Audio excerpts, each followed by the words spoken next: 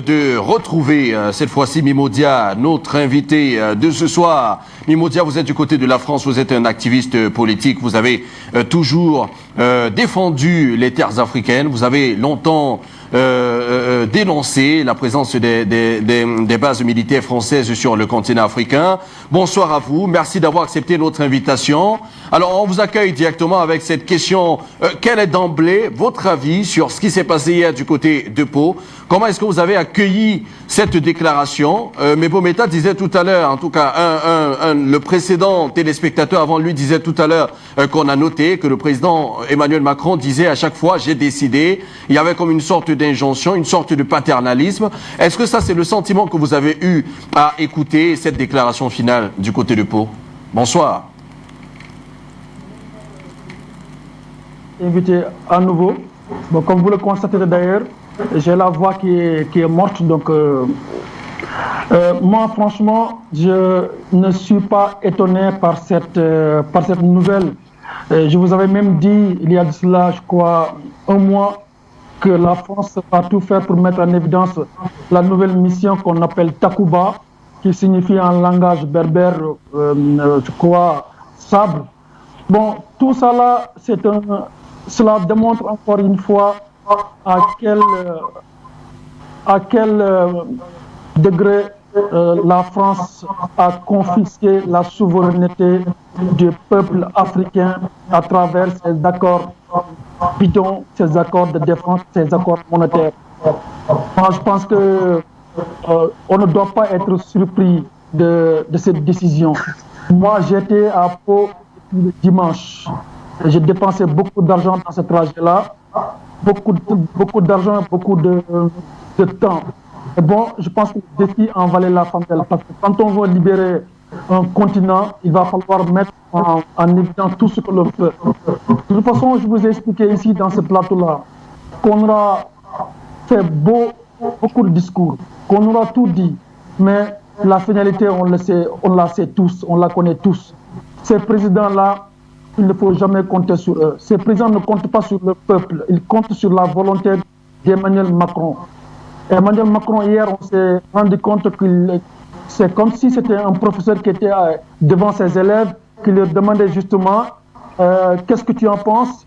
Non, je suis d'accord, je ne suis pas d'accord, et je décide. Vous savez, même en l'islam, Dieu, il ne dit jamais moi, il dit toujours nous avons construit, nous avons fait. Mais chez Emmanuel Macron, c'est que j'ai décidé, j'ai conclu.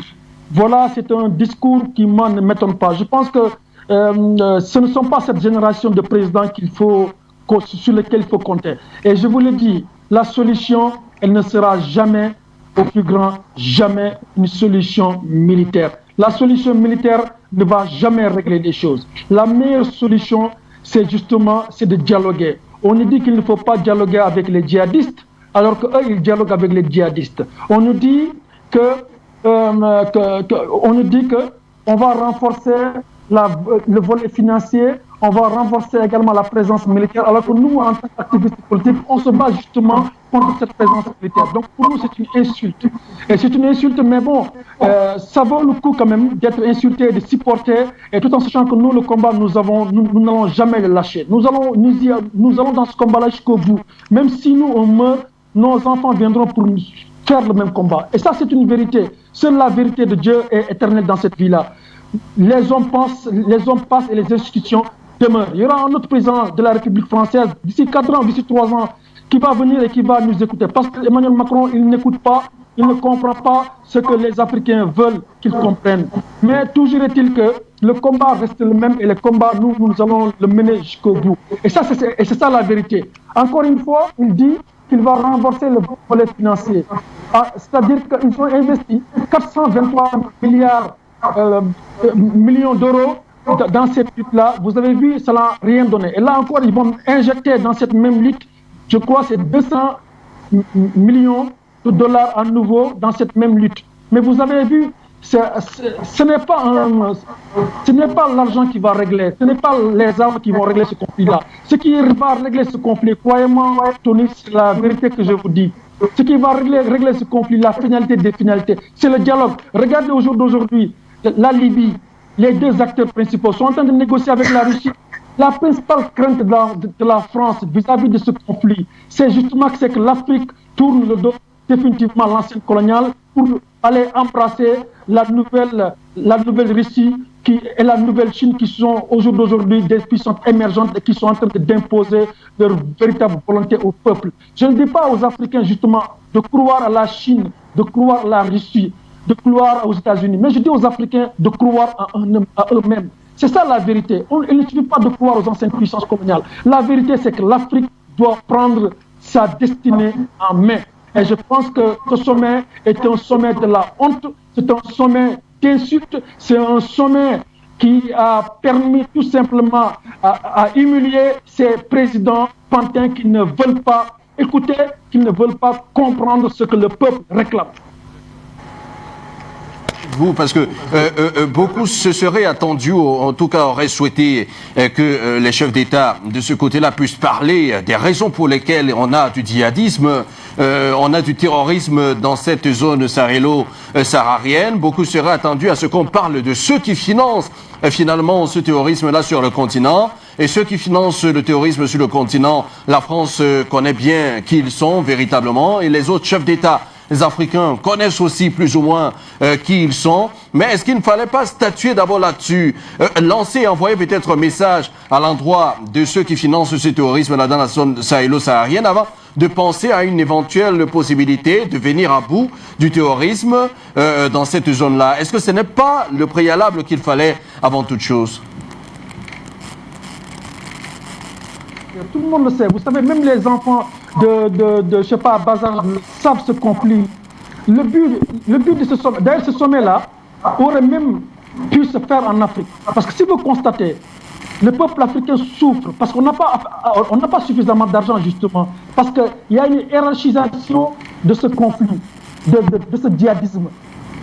Vous avez vu dans les autres parties du monde, c'est des milliards qui sont dépensés journalièrement pour justement combattre ce djihadisme. Et en Afrique, on dit quoi au Sahel? C'est 423 millions d'euros qui vont être injectés annuellement pour combattre le djihadisme. Et d'ailleurs, revenons sur le cadre du djihadisme. C'est la France qui a créé ce djihadisme. Et je l'ai expliqué ici. La France fabrique et revend des armes à l'Arabie Saoudite et au Qatar, qui eux-mêmes vont financer les terroristes au niveau du Sahel, au Mali, au Burkina, etc., etc. Et la France va retourner encore combattre le djihadisme. Et pourquoi dans ce sommet-là n'a-t-on pas voulu tout simplement inviter ceux qui financent le djihadisme, à savoir l'Arabie Saoudite et le Qatar? Du moment où à Dakar, ces mêmes présidents ont indexé qu'ils savaient très bien qu'ils financent le djihadisme. Pourquoi ces pays-là n'ont pas été invités à ce sommet-là? C'est du cinéma. C'est du théâtre. Et bon, tant mieux. Ils ont fait le théâtre et le cinéma à Pau. La ville de Pau nous a accueillis. Même les Blancs qui étaient là-bas, ils étaient contents de nous avoir accueillis parce qu'ils savent que c'est du cinéma. C'est du cinéma qu'ils sont en train de faire. Et croyez-moi, je vous le jure et je vous le rassure, ces présidents-là vont échouer. Et Emmanuel Macron va échouer. Il va échouer parce que c'est une tentative de division du peuple africain qui est sur le point d'être mise en jeu. Et un autre aspect aussi, vous avez vu au Mali, le conflit interethnique entre les Dogons et les Peuls. C'est le fruit de cette division que le président du Mali est en train de faire via la France, via toutes les autres structures. Et ça, c'est une volonté qu'il faudrait combattre. Et je vais en terminer là, justement, pour un peu ne pas être long. Vous avez vu, si on regarde dans le fond des choses, la France a signé un accord avec le MNLA La France a signé un accord avec l'État du Mali. Et la France refuse à ce que l'État du Mali signe un pacte avec les rebelles du mouvement national pour la libération de l'Azawad, le MNLA, pour que la paix puisse revenir, pour que ces trois entités puissent travailler ensemble. Mais la France ne le veut pas parce que la France veut passer par là pour utiliser le MNLA afin de garantir les ressources minières et énergétiques, à savoir l'uranium du Niger, pour que cette exploitation continue. Voilà l'objectif principal qui fait que la France ne peut pas, et la France ne va jamais accepter de laisser ce conflit tranquille. C'est juste pour des questions géostratégiques, c'est juste pour des questions sécuritaires et économiques qui font que la France ne va jamais laisser l'uranium du Niger, ni encore moins le pétrole de la Mauritanie. D'accord. Merci beaucoup à vous, Mimodia. On revient à vous tout à l'heure. Le temps pour nous de lire quelques messages qui nous sont parvenus.